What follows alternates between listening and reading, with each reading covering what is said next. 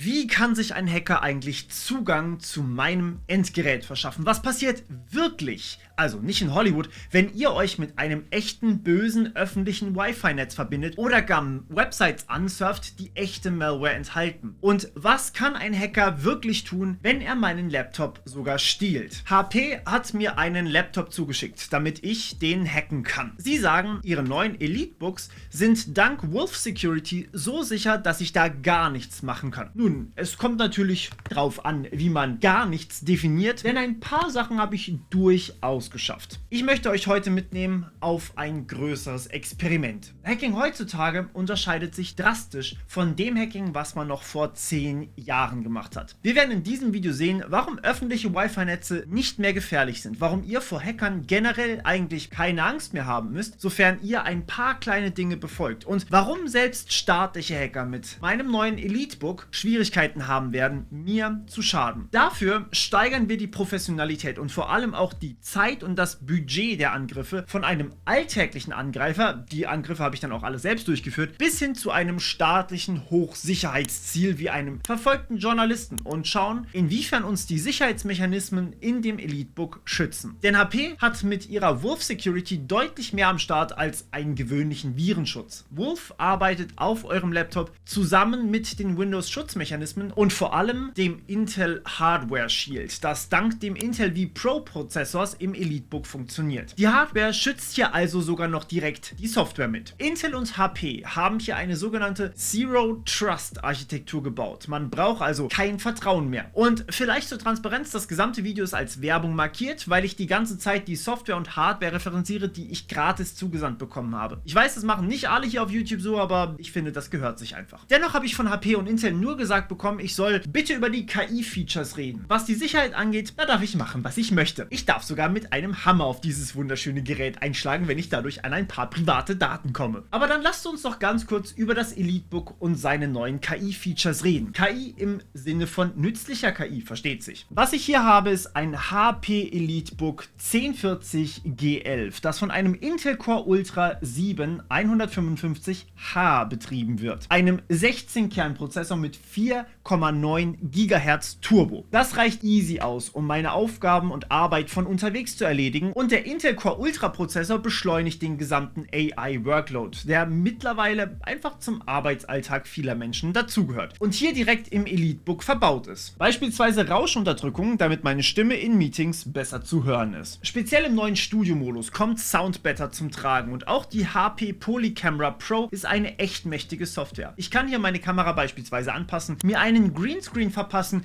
die Beleuchtung richten und den Zoom auf mein Gesicht korrigieren, ohne dass ich meine fette Systemkamera immer mitnehmen und aufbauen muss. Das macht die Arbeit nicht nur von unterwegs deutlich schneller. Und auch die neue Performance-Einstellung nutzt trainierte KI-Algorithmen im Hintergrund. SmartSense beispielsweise merkt, wenn ihr den Laptop auf eurem Schoß habt und er deswegen am besten nicht so warm sein sollte, dann wird einfach die Leistung genau so weit gedrosselt, dass eure Beine einfach nicht verbrennen. Solltet ihr die Leistung aber mal brauchen, könnt ihr natürlich immer auf Performance-Modus wechseln und los geht's. Aber das für mich beste Feature kommt tatsächlich auch mit ein bisschen KI, aber hauptsächlich über sehr lange Zeit erprobte Algorithmen. HP Wolf Security mit Intel vPro Hardware Shield. Das ist die sogenannte Security-Architektur, die ich sogar in meinem Studium vor etwa 8 Jahren schon in der Vorlesung hatte. Eine Security-Architektur nutzt nicht nur die Software zum Verteidigen gegen Eindringlinge, sondern eben auch die Hardware, was es für Angreifer übrigens um ein Vielfaches schwerer macht. Mittlerweile sind sie noch um viele weitere Features ergänzt und komplett durchgeprüft, und ich hatte jetzt die Möglichkeit mal zu testen, was ich überhaupt noch tun kann. Wir starten mit dem einfachsten Level, das zugleich aber das erfolgsversprechendste ist. Wusstet ihr, dass über 90% aller Angriffe menschliches Versagen beinhalten? Man spricht hier meist von Social Engineering, meint damit aber eine Vielzahl von Angriffen. Die meisten sind darauf aus, etwa eure Login-Daten zu stehlen oder euch einfach dazu zu bringen, eben doch die angehängte Datei auszuführen, die dann eben einen Trojaner beherbergt. Aber auch der Enkeltrick oder der berühmte Anruf von Europol oder Interpol, die gehören da auch dazu. Ich habe also versucht, mich selbst anzugreifen mit der Prämisse, dass ich am Laptop einfach alles tue, ohne es zu hinterfragen. Ich habe also Links geöffnet, USB-Sticks reingesteckt und mich ohne zu hinterfragen einfach überall angemeldet und mit allen öffentlichen Wi-Fis verbunden. Also fangen wir vorne an. Ich habe ein offenes Wi-Fi ohne Passwort erstellt, mit dem sich jeder verbinden kann. Ihr könnt euch das so vorstellen. vorstellen. Ihr geht zu Starbucks, um dort kurz Mails zu beantworten, aber das Internet dort, das ist gar nicht von Starbucks, sondern von so einem shady Typen mit Kapuzenpulli und Laptop. Der sitzt dann einfach in der Ecke und sein Wi-Fi nennt sich Starbucks Free Wi-Fi. Und das ist der Grund, warum jahrelang übrigens große Angst vor öffentlichem Wi-Fi geschürt wurde. Denn damit kann ich dann sowas hier machen. Okay, vielleicht sollte ich ganz kurz erklären, wie wir da hinkamen. Ich habe von meinem PC aus ein Wi-Fi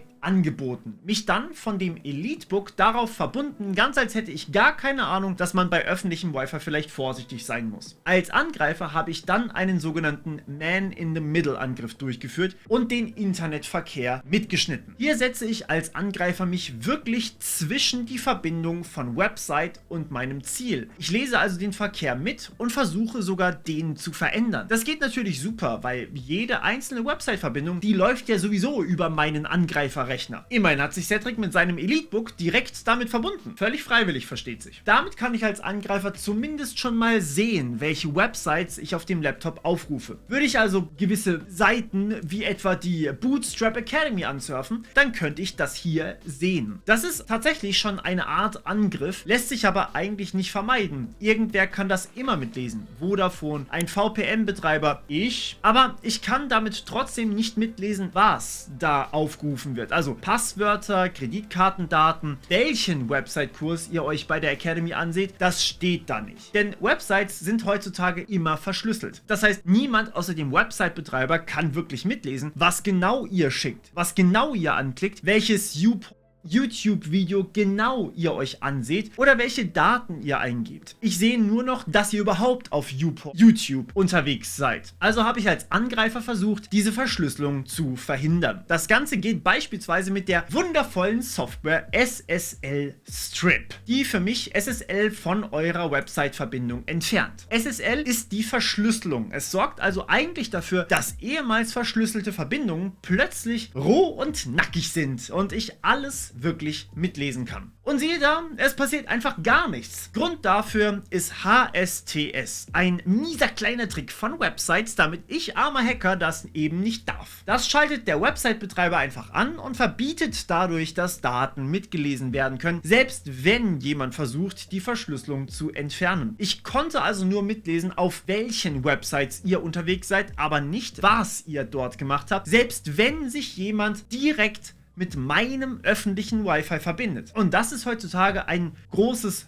Falls geworden. Ich habe also den nächsten Schritt gewagt. Nehmen wir an, ihr seid immer noch mit meinem öffentlichen Wi-Fi verbunden. Jetzt gebe ich mich einfach direkt als eine Website aus, die ich gar nicht besitze. Ich ändere alles so ab, dass ihr, wenn ihr euch in diesem Beispiel mit twitter.com verbindet, auf ein Twitter weitergeleitet werdet, das ich besitze und kontrolliere. Da läuft meine Website, nicht das echte Twitter. Ich kann also natürlich kontrollieren, dass eure Login-Daten an mich gesendet werden, nicht an das echte Twitter. So wie der Angriff eigentlich ablaufen sollte, hat es aber nur auf dem natürlich dafür eingerichteten Angreifersystem funktioniert. Doch bei dem EliteBook, das ich ja eigentlich angreifen will, geht gar nichts. Auch hier greift HSTS. HSTS verbietet, dass eine Website ohne Verschlüsselung läuft und wenn die Verschlüsselung da ist, überprüft euer Laptop, ob das wirklich das echte Twitter ist. Und das kann der eben dummerweise ohne ins Internet zu müssen. Also ohne, dass ich da irgendwie zwischenfunken kann und dementsprechend kann ich es nicht fälschen. Nicht mal innerhalb von 1000 Jahren. Danke an die Kryptografen dieser Welt. Wenn ihr also twitter.com anwählt, dann landet ihr entweder bei einem riesigen Achtung-Bildschirm oder beim echten Twitter. Und das gilt selbstverständlich auch für Apps. Auch hier habe ich wenig Möglichkeiten, euch meinen Klon unterzujubeln, außer die Website macht etwas wirklich grob falsch. Also habe ich die Domain in Twitter umbenannt. Mit U. Fällt nicht arg auf, aber hier gibt es auch wieder viele Tricks. Geht zwar mit Twitter nicht, aber wenn zum Beispiel ein kleines L im Namen der Website ist, beispielsweise bei Google, schreiben viele gern Gugi, also mit einem kleinen I. Auch das kyrillische A sieht übrigens dem deutschen A extrem ähnlich. Und so kommt es dann ganz gerne mal zu Verwechslung und man kann das eben nicht mehr gut erkennen. Das nutzen Hacker natürlich. Und siehe da, dieser Angriff funktioniert wirklich. Ich habe meinen Laptop auf Twitter geleitet, sagen wir durch eine Phishing-E-Mail und dort gibt der ahnungslose Cedric seine Zugangsdaten ein. Der Angreifer Morpheus kann die dann mitlesen und kann sich im Namen von Cedric einloggen. Aber fairerweise ist das auch nichts, das irgendeine Software blockieren könnte. Immerhin Immerhin könnte Twitter ja durchaus auch eine legitime Website sein. Stattdessen hier meine Empfehlung: euer Passwortmanager füllt automatisch Passwörter aus, aber nur auf den Domains, die er wirklich kennt, die also echt sind. Ist es also eine Domain, die ein kleines bisschen anders ist, dann klappt das nicht automatisch und das sollte euch eigentlich schon genug stutzig machen. Nutzt ihr dazu noch Zwei-Faktor-Authentifikation, kann ein Hacker sich nicht mit eurem Passwort alleine einloggen und muss noch deutlich aufwendiger sogar noch den zweiten Faktor stehlen. Dieser Angriff lässt sich also sehr leicht verhindern von jemandem, der sich ein bisschen damit auseinandergesetzt hat. Also habe ich dann probiert, in Twitter noch bösartige Dinge reinzubekommen. Wie wäre es denn, wenn Twitter eine Malware automatisch herunterladen würde? Naja, es passiert einfach nichts. Es lädt buchstäblich nicht. Meine Angriffe sind also einfach nicht lauffähig auf dem Elitebook, weil es diese Schwachstellen einfach nicht hat. Okay, aber was wäre denn, wenn wir versuchen, einen Browser-Exploit durchzuführen? Oder eine Schwachstelle vielleicht im Browser angreifen, beispielsweise über Java-Applets oder Adobe Flash, falls ihr das noch kennt. Oder vielleicht sogar ein Browser-Add-on. All das wird blockiert von HP und auch die heruntergeladene Malware wird von Wolf Security gesperrt. Da passiert überhaupt gar nichts. Hier ist die einzige Gefahr, dass Cedric, also der Benutzer, sehr lange sein System nicht aktualisiert. Und da das bei dem Elitebook eigentlich automatisch passiert und es neu ist, habe ich als Angreifer gar keine Chance, irgendwas zu machen. Sofern natürlich Cedric nicht wahllos irgendwelche Software installiert.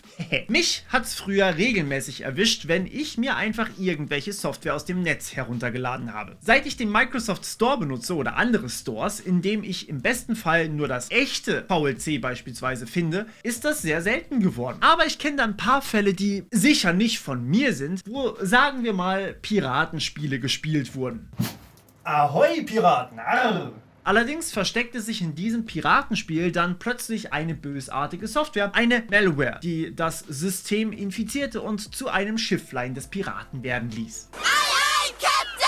Ich habe mit einer Software, die ich hier nicht weiter nennen darf, eine solche Malware erstellt und sie sogar nochmal extra versteckt. Plus eingebunden in den echten VLC Media Player, damit kein Virenscanner die finden darf. Wenn ihr die also ausführt, dann wird wirklich der echte VLC Media Player installiert, ganz wie gewünscht. Aber es wird eben auch meine Malware ausgeführt. Anschließend noch ein Autorun drauf, damit der USB-Stick die Datei auch automatisch ausführt und der Nutzer wirklich gar nichts tun muss aktiv. Und nehmen wir an, ich lasse beispielsweise diesen USB-Stick zufällig auf dem Campus einer Uni fallen. Eine Studie hat dabei durchaus gezeigt, dass ich damit Erfolg haben könnte. 2/3 der fallen gelassenen USB-Sticks wurden nicht nur eingesteckt, die Dateien wurden sogar absichtlich ausgeführt. Mehr als ich eigentlich von Cedric brauche. Cedric steckt das Ding also im Elitebook ein und automatisches Ausführen wird blockiert. Und die Malware, die wird sofort gefunden. Selbst wenn ich danach nochmal sage, es soll es wirklich bitte ausführen, klappt das Ganze nicht. Soweit so ernüchternd für den Angreifer. Bislang haben wir nutzlose Login-Daten erbeutet und naja, mehr nicht. Aber wie könnte es denn jetzt noch weitergehen? Ich meine, andere Angreifer haben deutlich mehr Zeit als ich das habe und wahrscheinlich auch ein paar mehr Ressourcen. Ich habe jetzt also ein wenig erweiterte Angriffe für euch, die ich selbst nicht ausführen kann bzw. konnte. Ihr werdet gleich erfahren, wieso. Aber am Ende habe ich tatsächlich noch 2 Angriffe, die mir wirklich was gebracht haben und die auch beide mit dem Elitebook funktioniert haben. Möchte ich meine Malware jetzt noch zum Ausführen bringen, muss ich nämlich wirklich viel Zeit oder Geld in die Recherche stecken. Ein einfaches Manipulieren von Menschen, also Social Engineering, reicht hier offenbar nicht mehr aus. Und damit sind eigentlich 95% aller Angriffe raus. Und es wird sogar noch mehr. Nehmen wir an, ich finde wirklich einen Angriff, der vom Virenschutz wirklich nicht erkannt wird. Sowas ist sehr teuer und kostet gut und gerne mal eine Woche Arbeit. Ich habe es wirklich lange probiert, aber ich habe mir selbst für dieses Experiment ein Limit von 24 Stunden gesetzt. Dabei habe ich die Malware verschlüsselt, im RAM ausgeführt oder gar möglichst unauffällig getarnt, aber ich wurde immer entdeckt. Ich habe wirklich sehr viel rumprobiert, aber naja, nun gut. Das Ganze ist, soweit meine Recherche richtig ist, auf die KI in Wolf Security zurückzuführen. Wolf Security analysiert nicht nur die Datei, ob da bekannte Malware drin steckt und blockiert die dann, sondern eben es analysiert auch das Verhalten einer Software und wenn das bösartig ist, dann wird die ganze Datei gesperrt. All das Verstecken vor dem Scanner wird dadurch also also umso schwerer. Aber nehmen wir an, ich hätte es geschafft, die Malware zu verstecken, dann hätte ich ja alles ausgeführt und hätte dann von meinem Desktop-Rechner aus das EliteBook fernsteuern können. Nur hätte ich dann noch immer kaum was tun können und hier kommt die Zero-Trust-Architektur ins Spiel. Das wird jetzt ein bisschen technischer, aber auch unfassbar spannend. Jede Software, jede Website, jedes Word-Dokument, einfach alles wird in einer virtuellen Maschine ausgeführt. Keine ganze, sondern eine kleine virtuelle Maschine. Eine virtuelle Maschine ist erstmal eine Art eigenes System, aber mit Beschränkung, weitestgehend isoliert von eurem wirklichen Hauptsystem. Das Tolle für Cedric und das nicht so Tolle für Morpheus den Angreifer: durch diese virtuelle Maschine hat meine Malware gar keinen Zugriff mehr auf irgendwas. Der Angreifer kann also das EliteBook vielleicht fernsteuern, kann aber nichts damit anfangen, weil er sich in einer Art Kasten befindet, aus dem er nicht raus kann. Er kann keine Daten lesen, er kann nicht auf die Kamera zugreifen, nichts davon. Das Lustige an der Stufe ist, Wolf Security ist völlig egal, ob es wirklich jede Malware im Vorfeld erkennt. Selbst die nicht erkannt werden, selbst die können nichts machen. Und wenn dann böses Verhalten festgestellt wird, etwa, dass sie versucht, auf Daten zuzugreifen und die zu verschlüsseln oder sich in eine andere Software zum Beispiel zu übertragen oder gar in den Autostart zu schreiben, dann ist das eben eindeutig böses Verhalten für Wolf und es wird eben blockiert. Und das sind nun mal die Dinge, die ein Angreifer immer als allererstes braucht. Eine Malware, die nicht ausgeführt wird, wenn sich der PC neu startet und dann weg ist, die ist nicht gerade mächtig. Okay, dann nehmen wir doch aber mal an, dass wir aus dieser virtuellen Maschine sogar ausbrechen können. Immerhin gibt es für vergleichbare Software immer mal wieder so ähnliche Sicherheitslücken und immer wieder können so Trojaner tatsächlich das Host-System, also das echte System, übernehmen. Das ist selten und kommt vielleicht ein- oder zweimal im Jahr vor. Und sowas zu finden, solche Schwachstellen zu erforschen, das ist richtig, richtig teuer. Selbst das reicht aber nicht. Denn diese virtuellen Maschinen laufen mit Intel Hardware Shield. Das ist ein Feature direkt auf der Hardware. Speziell eines ist hier wichtig: die virtuellen Maschinen, die HP für euch erzeugt, die werden von dem Intel-Prozessor direkt geschützt. Jede virtuelle Maschine bekommt vom Prozessor, also nicht von der Software, sondern von der Hardware gesteuert, eine Art Speicherraum zugewiesen. Ein bisschen Speicherplatz. Versucht sie, egal aus welchem Grund, auf anderen Speicher zuzugreifen als den, der ihr zugewiesen wurde, dann verpasst Intel der virtuellen Maschine einfach eine Schelle und beendet die gesamte Maschine. Mit anderen Worten, wenn die Malware versucht, aus der virtuellen Maschine auszubrechen, dann wird sie einfach von der Hardware per Default beendet und tut gar nichts mehr. So schützt sich das EliteBook dann vor Zero-Day-Schwachstellen, also Schwachstellen, die weder Intel noch HP überhaupt bekannt sind. Und hier fallen natürlich auch Staatstrojaner und Co. drunter. Doch halt, fragt ihr jetzt, kann es nicht auch für den Prozessor eine Schwachstelle geben? Könnten Staatshacker das dann nicht irgendwie auch noch ausnutzen? Also zunächst einmal, dass wir so einen Angriff abbekommen, dazu müssen wir einem Staatsoberhaupt ziemlich auf den Schlips getreten sein. Denn wir sind hier mittlerweile bei etwa 1 Million Euro an Kosten, einfach nur für die Forschung nach solchen Lücken. Aber ja, es gibt solche Angriffe. Spectre und Meltdown von 2018 waren genau sowas und die haben ziemlich weiten Schüttelfrost ausgelöst. Davon waren Intel, AMD und ARM-Prozessoren betroffen, also quasi alle. Aber bedenkt, ich brauche nicht nur Spectre Meltdown, das von Teams wie Googles Project Zero, also eines der besten Angriffsteams der Welt, über Monate erforscht hat, sondern gleichzeitig brauche ich noch all das, was ich davor hatte. Und das alles, bevor der Angegriffene, also Cedric, einmal kurz auf Patchen drückt. Und selbst das reicht nicht aus, um euch permanent zu hacken. Denn dann kommt nämlich das TPM ins Spiel. Jeder Windows 11 Rechner braucht eins und natürlich ist auch im EliteBook eins drin. Ein TPM, also ein Trusted Platform Module. Ein Trusted Platform Module ist ein eigenständiger Mikrochip. Das heißt, der kann Dinge selbst berechnen, ohne nach außen verbunden zu sein. Eine Art kleiner Mini-Rechner. Der enthält einen geheimen Schlüssel. Mit diesem Schlüssel kann das Trusted Platform Module, also das TPM, immer überprüfen, ob das BIOS von irgendeiner Quelle verändert wurde, auf einen Zustand, den es nicht haben sollte. Das passiert über kryptografische Signaturen. Das heißt, wenn ich diesen geheimen Schlüssel nicht habe, kann ich es in über 1000 Jahren nicht knacken mit dem stärksten Supercomputer der ganzen Welt.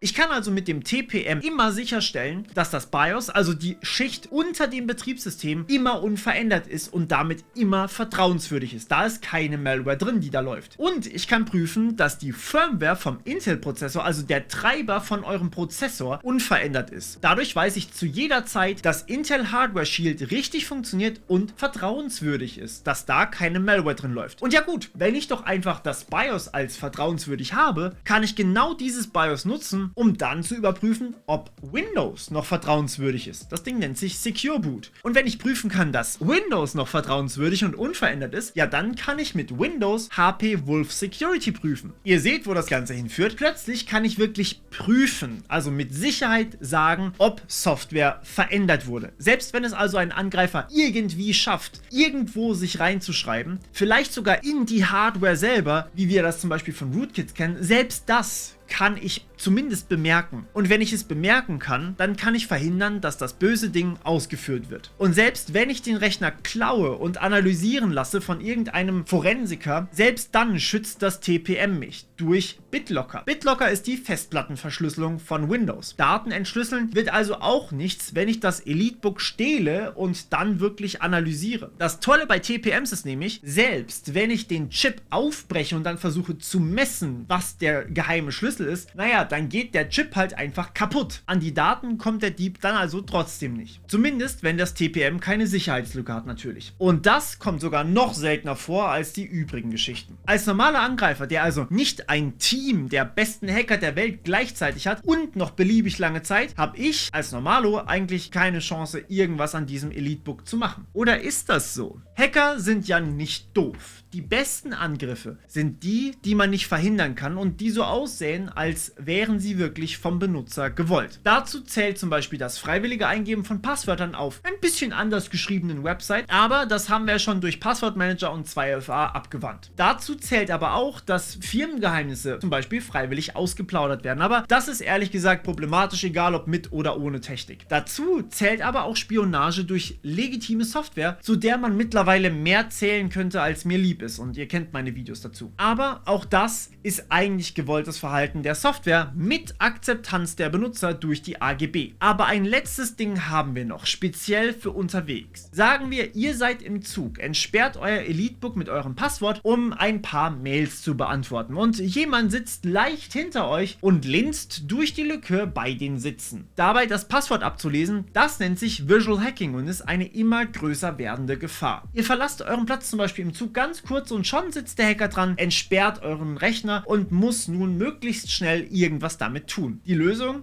Ein Bash Bunny. Bash Bunny ist als ein USB-Stick getarnt, aber in Wahrheit ist das ein vollwertiger Mini-PC, der ein vollwertiges Linux betreibt. Und darüber wird dann ein Payload ausgeführt. In meinem Fall liest es eine Datei im Dokumentenordner aus und liest die dann vor. Eher lustig und nicht bösartig, klar, aber ich kann damit auch zum Beispiel gespeicherte Wi-Fi-Passwörter auslesen, Browserdaten extrahieren, Dateien kopieren und so weiter und so fort. Eben alles, was ich auch als Benutzer machen könnte. Denn der bin ich ja in dem Moment auch. Ich bin ja eingeloggt. Aber Bash Bunny wird nicht vom EliteBook blockiert. Auf der anderen Seite kann ich mit Bash Bunny auch natürlich eine Backdoor starten, mir einen extra Benutzeraccount anlegen lassen, aber für all das muss ich natürlich vorher eingeloggt sein. Ich kann also höchstens, ohne eingeloggt zu sein, alle Eingaben einer externen Tastatur zum Beispiel mitlesen. Aber ich schätze mal, der fette USB fällt ein bisschen auf. Und wer nutzt denn bitte eine externe Tastatur für ein Gerät, das aus Tastatur und Bildschirm besteht? Das Einzige, was also ein Problem ist, Passwort ausspähen, indem man einfach jemanden fett auf die Tastatur klotzt. Und selbst dafür hat das EliteBook eine Lösung. Einen Fingerabdruckscanner. Aber klar, wenn euch jemand den Finger abhackt, dann ist das unschön. Oder wenn die US-Behörden euch bei der Einreise einmal alle 10 Finger abnehmen, dann ist das auch nicht mehr ganz so sicher. Dann nehmt eben das biometrische Bild zum Entsperren oder gleich einen Security Key, denn die werden alle unterstützt. Also, was lernen wir daraus? Als normaler Benutzer brauche ich eigentlich keine wirkliche Angst mehr vor Hackern zu haben, wenn ich einigermaßen auf meine Sicherheit achte. Patche ich regelmäßig meine Systeme, kann ein Angreifer sich nirgendwohin ausbreiten, wo er nicht hin soll. Und mit einer Zero-Trust-Architektur werden sogar akute Sicherheitslücken relativ vollständig abgefedert, auch wenn sie nicht mal repariert wurden. Das Einzige wäre auf Social Engineering zu achten, dass ich also nicht einfach auf jeder x-beliebigen Seite meine Login-Daten von X eingebe, obwohl da was völlig anderes steht. Aber auch hier gibt es mittlerweile sinnvolle Strategien, die uns selbst im vollen Automatismus, den unsere Gehirne manchmal einfach machen, vor dem Schlimmsten bewahren. Nutzen wir 2FA und einen Passwortmanager, bleibt kaum mehr was übrig, was passieren kann. Und selbst die berüchtigten E-Mail-Anhänge, fallen gelassene USB-Sticks und so weiter sind für uns keine direkte Gefahr mehr. Außer natürlich, ihr könnt diesen Bash Bunny hier nicht von einem normalen USB-Stick unterhalten. Fun Fact, hier an der Seite als rote Schalter. Die allergrößte Gefahr geht also mittlerweile eher davon aus, dass Firmen zu viele unserer Daten sammeln und dann anschließend gehackt werden. Denn die haben natürlich eine deutlich größere Angriffsfläche als wir. Wenn ihr übrigens auch so ein Fort Knox haben wollt, immerhin ist das hier ein Werbevideo, HP und Intel haben mir einen eigenen Link erstellt. Schaut dort gerne vorbei. Ich kann die Elitebooks wirklich wärmstens empfehlen. Vielen Dank an HP und Intel für diese Kooperation. Das alles zu testen hat wirklich sehr, sehr viel Spaß gemacht. Auch, naja, wenn ich relativ wenig Erfolg hatte. Aber das ist ja eigentlich auch ein schönes Ergebnis für euch. Wenn euch dieses Video vielleicht ein bisschen zu technisch war, stellt super gerne einfach ein paar Fragen in die Kommentare. Ich bin mir sehr sicher, dass nicht nur ich darauf antworten werde. Die Essenz sollte aber klar sein. Hacker sind keine Zauberer, die in 2 Sekunden einfach all eure Daten abgreifen können, wenn ihr einmal auf die falsche Website klickt. Wenn ihr euren PC nicht grob falsch behandelt, droht euch weniger Gefahr, als euch Hollywood und auch manche Formate hier auf Social Media vielleicht vermitteln. Bis zum nächsten Mal im Cyberspace.